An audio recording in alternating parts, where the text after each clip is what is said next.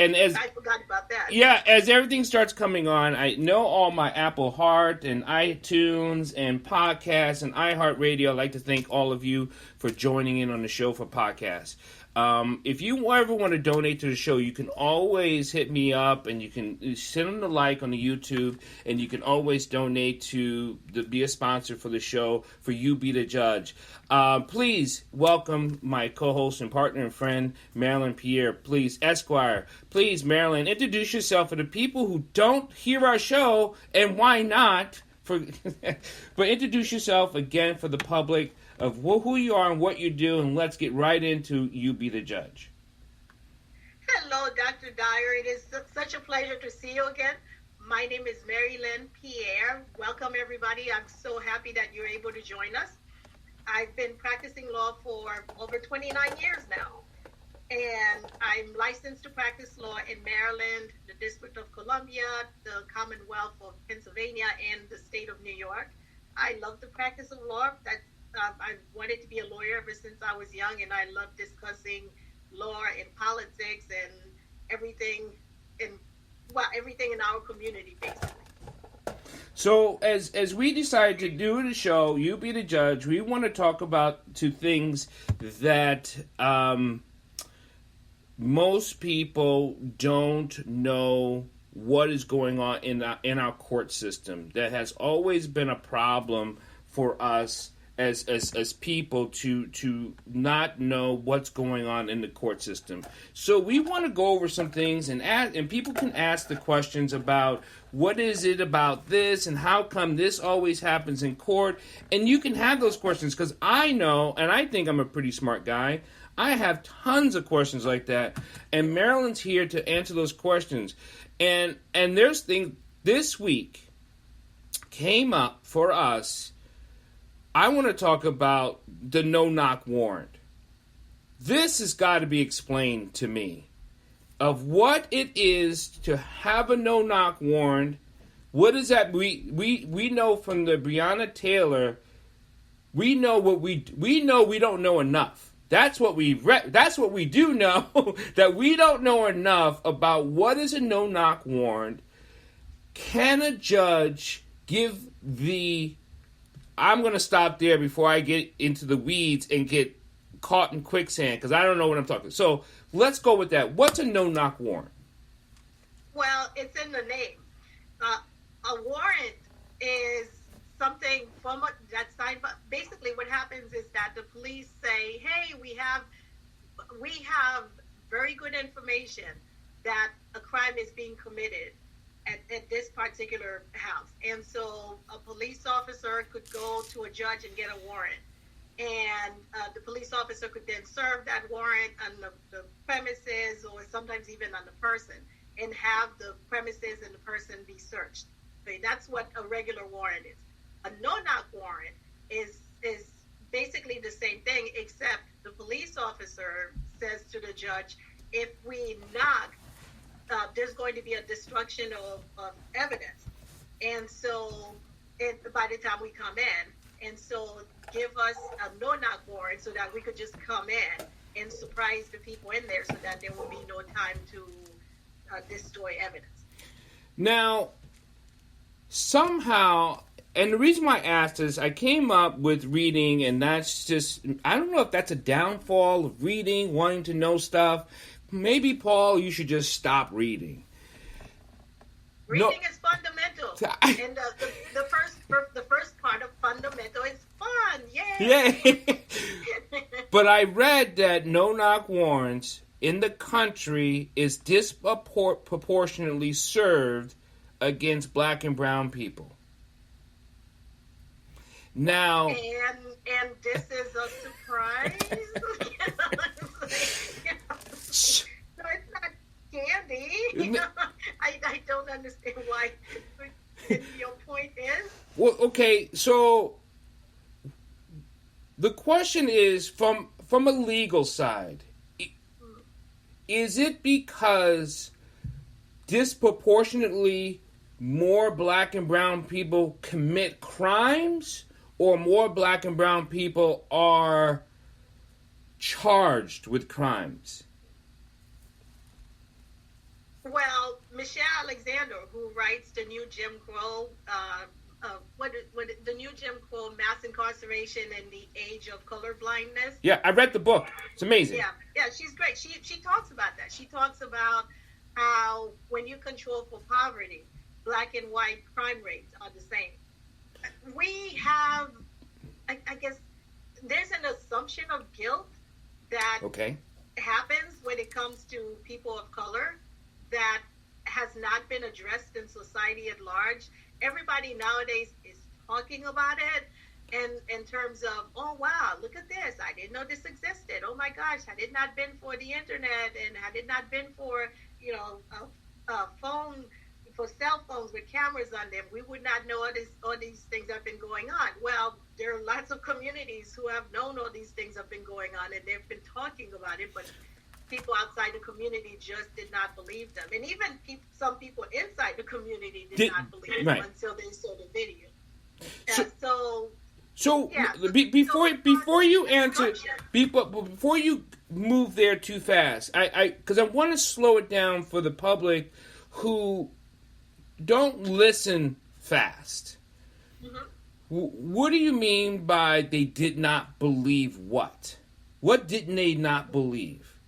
Well, in terms of some of what was going on, that you could just be in your car listening to your radio at a volume that is considered too loud for other people, and somebody comes and shoots you.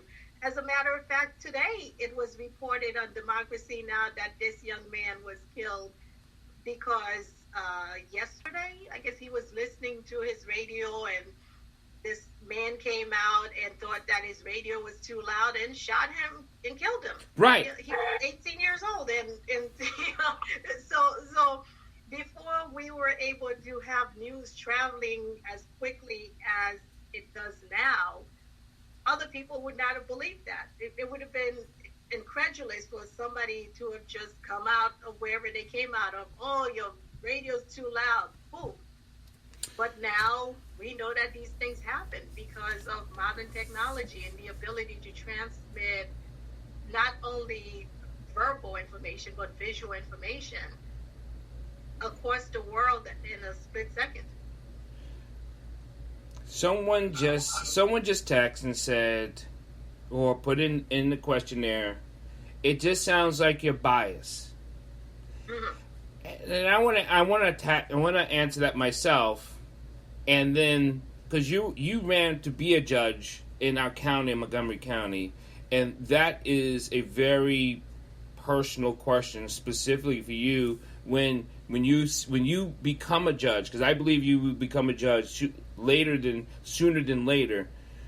That there isn't a part bias. This is just about facts. But for me, I do have a bias. The bias I have is because I am a black male who is more often shot because of loud music, pulled over because of probabilities, door kicked in because of maybes than anyone else. I'm not sure if that's a bias on my point or that is also just a fact, and that is personal to me. I think it's lived experience. Maybe the person who's saying that hasn't lived and had the experience that some of us have had. I live in a house and I think I've always lived in houses that are mainly made of black males, and so their experience have been at the forefront of my experience. And some of what I see them going through, I don't see other people go through. I have this conversation with my friends who are not black and who are not males. And the question that I get from them is, what were they doing wrong? Why were they doing that? Why couldn't they be doing something else? Why couldn't they be someplace else? Mm-hmm. It's as if these, mainly black males have to explain themselves. What we're doing. Yeah, exactly. All the time. All the time. I think it's kind of instructive to watch a YouTube video where this prosecutor was asking questions such a well, he was doing a TED talk. I don't know if we could do it at the end where I could give you the link and you could put that link in the YouTube stream for this program. But he was doing a TED talk and he asked questions as, you know, like, you know, who has ever done this? And people would raise their hands. Who has ever done that? People would raise their hands. Who's ever done, you know, this particular thing? People would raise their hands. And he talked about how, and then he asked, how many of you have been arrested for doing this, that, and the other? Mm-hmm. And everyone put their hands down.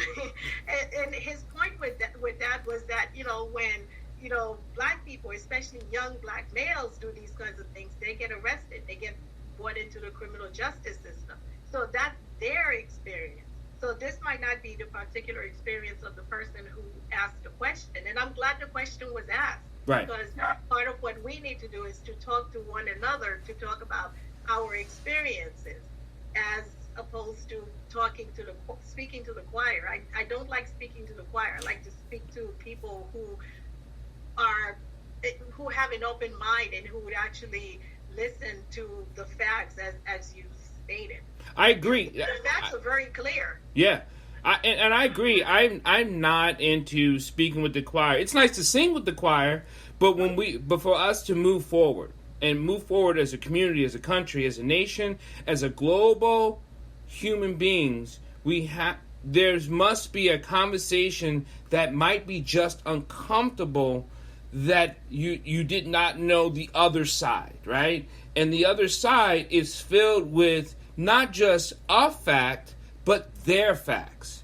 And I think now, how does that get played out in court? Now I'm going to ask you, that's legally, like, so in court, sometimes we hear the corny phrase, I think I've heard the corny phrase, that facts is not important in court, it's what you can prove.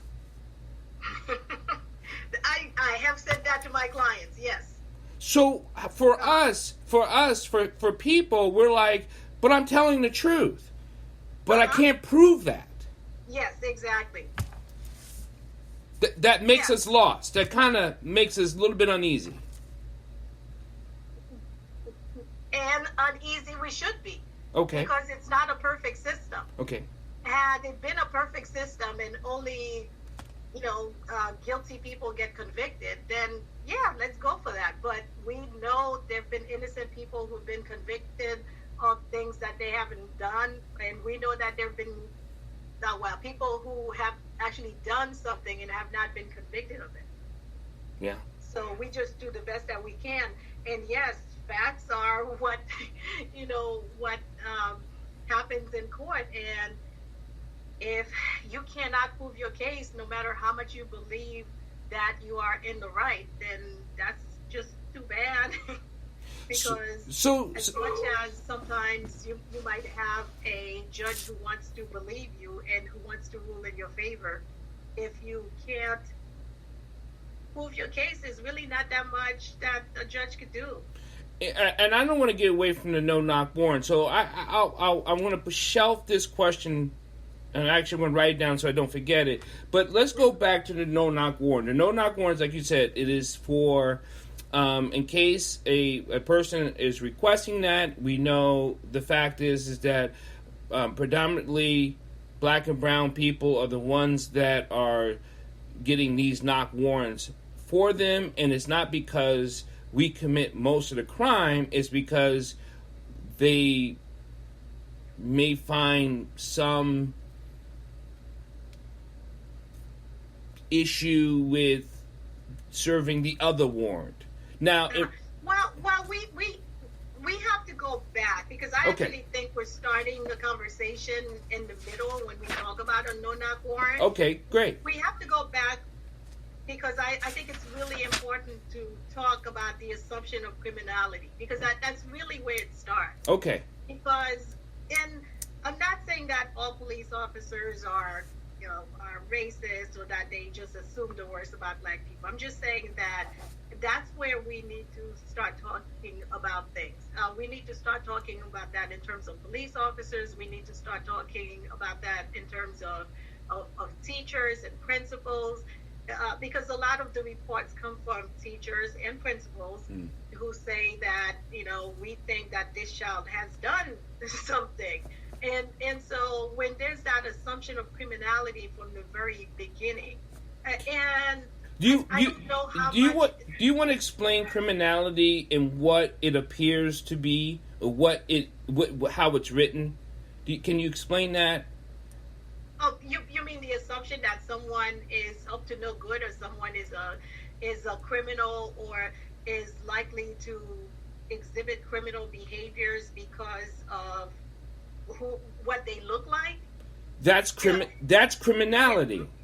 Yeah, well, there's an assumption that people who look a certain way have criminal tendencies, and that assumption is something that we consume in our environment every single day. It's getting a little bit better in the sense that we're asking ourselves questions that we weren't asked before. For instance, when I was growing up, I'm 55 years old. When I was growing up, in the news, there would always be, all these, young black men who were being arrested for things, and they were, I guess they call them a perp walk nowadays. Yeah. And this was considered the norm. Like, young black men are out there committing crimes again, so here they are, just so we could consume it. So by being humans, what we consume is what we learn. And so we had the idea that these young black men were out there committing crimes. And I'm not saying that, right. all young black men are innocent. That's not what I'm saying at all. What I'm saying is that we have a sort of assumption that these things are going to happen because of the way certain people look. And sometimes it happens because they're just bad.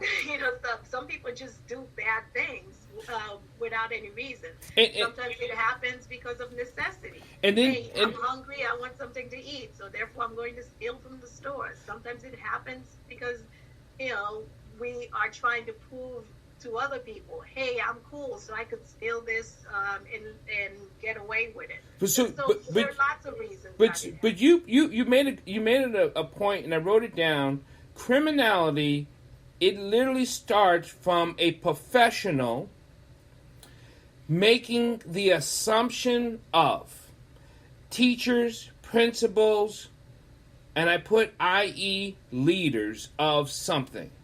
They make the quickest recommendation to how this person, young person, is being perceived and assumed as. And that could... Yes, Right. And the statistics prove it. The research on bias, the research on prejudice. I mean, you have all these kinds of things that basically show that what we're talking about is what is happening. Some people have implicit bias and they don't even realize that's what they're doing. But that's what the research has shown that they're actually doing.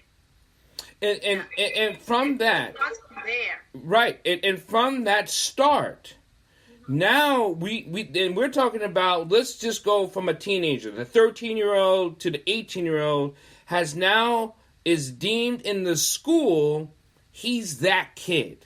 He's that, exactly. He's that type of kid. Oh, there he is again. Mm-hmm. So now... And I want to give you a concrete example. Yes. Because I think sometimes it's so esoteric that people don't really understand what happened. I'm thinking about a young man who, I think he was 12 years old. Was he 13 yet? I think either he was 12 going on 13 or he was 13 going on 14. He was definitely less than 14. What happened with him was that he was walking to school with two of his friends. One of them was a former girlfriend, and one of them was his male friend. So the three of them are walking, and all of a sudden, he notices that he's walking ahead, and the two of them are walking behind him. And so he turns around and they're giggling with one another. And he thought, okay, that's strange. And what they did is they ran up to him and they both smacked him on each side of his face. They were each on one side and they both smacked him. And then they ran away. Just kids playing around. Okay. They both ran away. The young girl was faster, it seems, than the young boy. So he ran after the young boy. And, he smacked him too. And boys being boys, they decided that, we've had enough. Let's just walk home now. So they walked home. So basically a smack for a smack. They walk home. He then gets home, was getting ready for his after school activities to start in terms of snack, homework, the usual. When his mother gets a call from the school and say, can you bring him back to the school?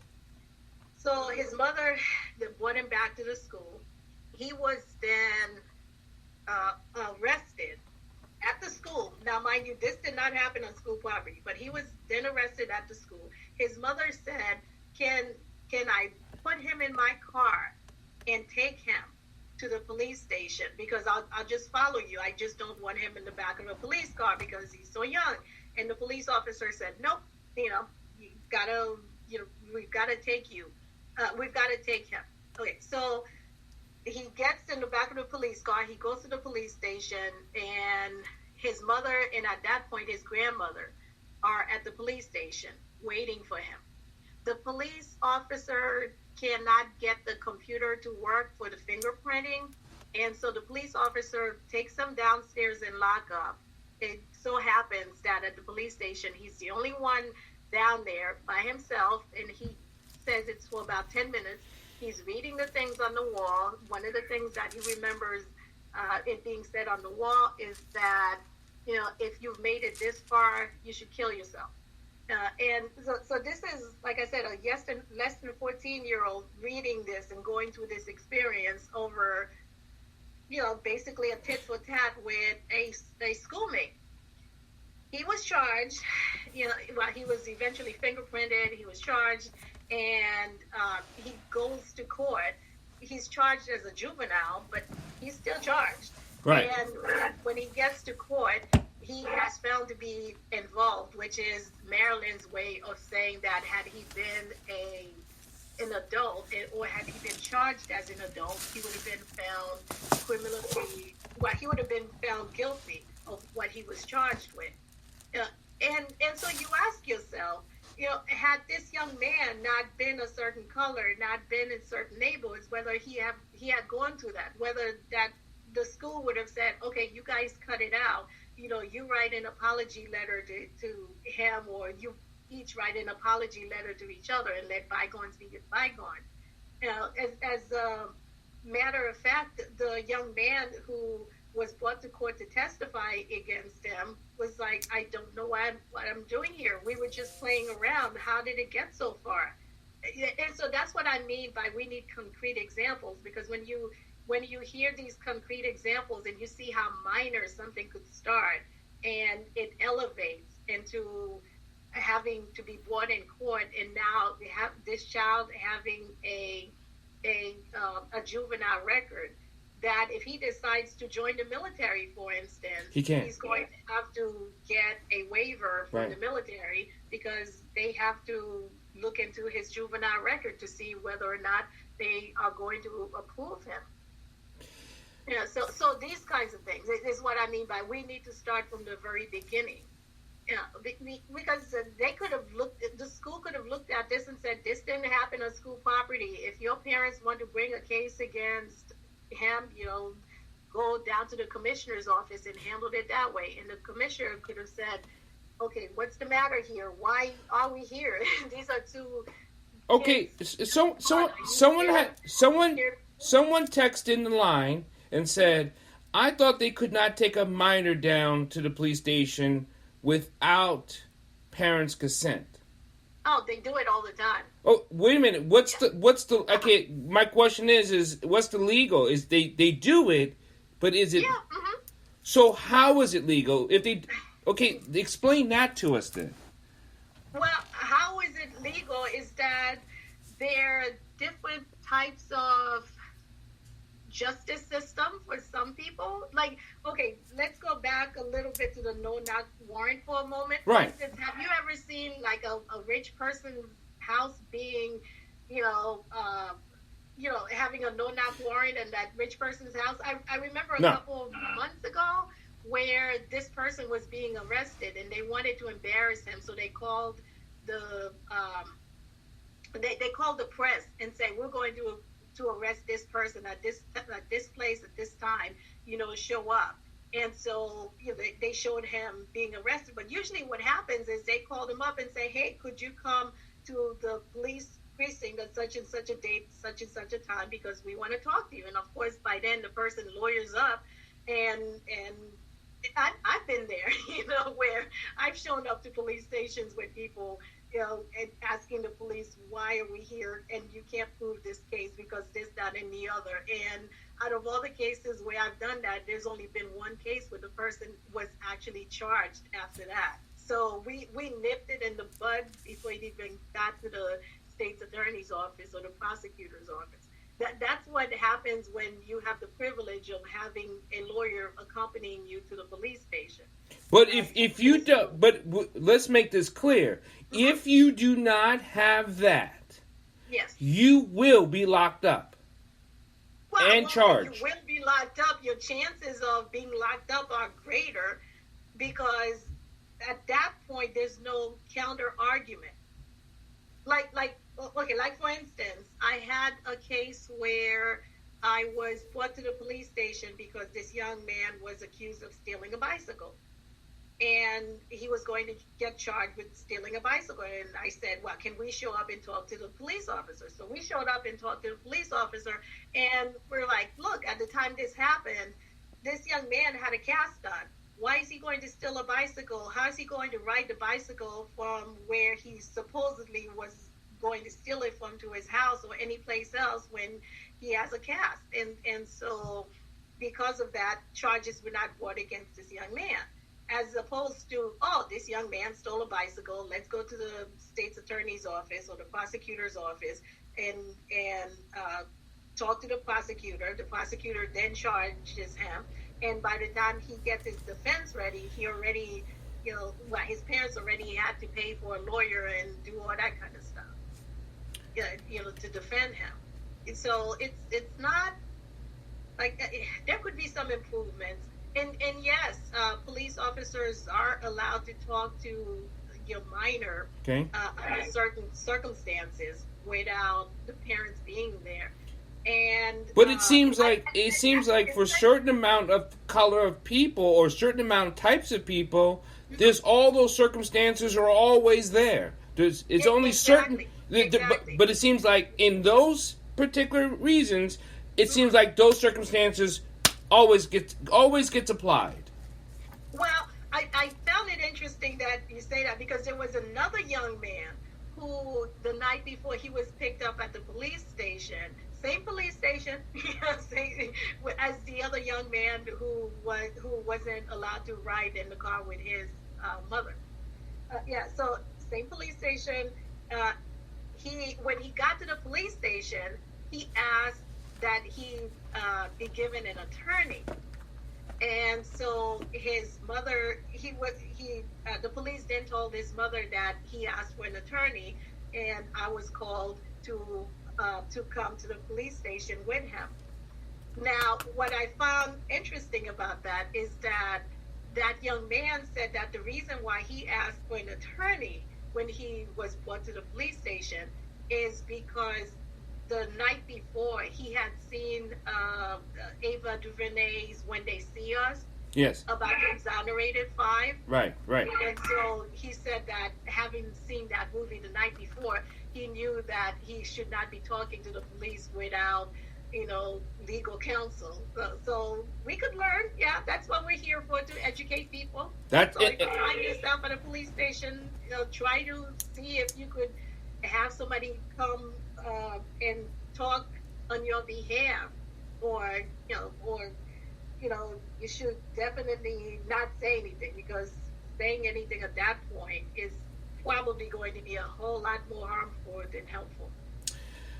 We do this every Wednesday. The next show is the 9th. We're here at 6. Marylin, Pierre, Esquire, Dr. Paul, we're here. You be the judge. It's to talk about these things and to educate you. Because when you are not educated, when you do not know, it is used against you. And in this case, legally, it is always disastrous. I'm not going to be able to think of, if there are a few times that if you don't know what's going on and you don't know what to do and things turned out all roses, kudos for you, really. And I'm not a sarcastic person at all. I just don't get it. One, because I don't get it, and that has a lot to do with my Asperger's, I think. But if information helps you, education helps you, understanding helps you, this is why we do this show. This is why I do all my shows. But so should everyone just have an attorney's number of who to call? Well, I would say so. Because there's okay. First of all, my hope is that people who have not committed a crime and, have not done anything wrong would never have to use the services of a lawyer, would never have to come into contact with police officers, would never be reported by teachers or principals or, the person down the block who thinks that they're playing their music too loud. I mean, none of that. That would be my hope, because I'm a very optimistic person, and I think that if my glass is half full, I'm just so happy that I have as much as I have in the glass. So that would be my hope. But if someone finds themselves in a situation where they are talking to the police, it's probably better to have somebody that they could call, frame the responses with, who has experience, rather than just, I'm just answering some questions. Well, answering those questions might end up getting you in situations that you might not necessarily want to be in. I mean, it's a thing in terms of, you don't walk into surgery and say, well, I've seen how they do it on TV, so let me take a crack at it. Exactly. And sometimes it seems like it's easy, but it's just better to be safe than sorry. Thank you, Marylin, Pierre. Thank you, everyone, for listening, liking, sharing. Please ask questions. This is what we're here for, is to give you information, understanding, and hopefully you understand, taking action. We'll see you next week, and that's December 9th. We're coming up. More to talk about the no-knock warrants, more to ask questions about what to do in case of. So we will clear those up just for you, so you have those tools in your toolbox. Thank you so much. Marylin, anything you want to say? Oh, I just wanted to say I put the information about the prosecutor in the chat box. Okay. So that way, hopefully you could put it as a link, because I really think that it's quite interesting, because people think that, there's certain segments of the population that just are doing things wrong, and that's why, they're so overrepresented in the criminal justice system. And that's just not true. So everyone have a good night. Say hello to your beautiful family, and I will talk to you later. Thank you very much, Dr. Dyer. It's always such a pleasure.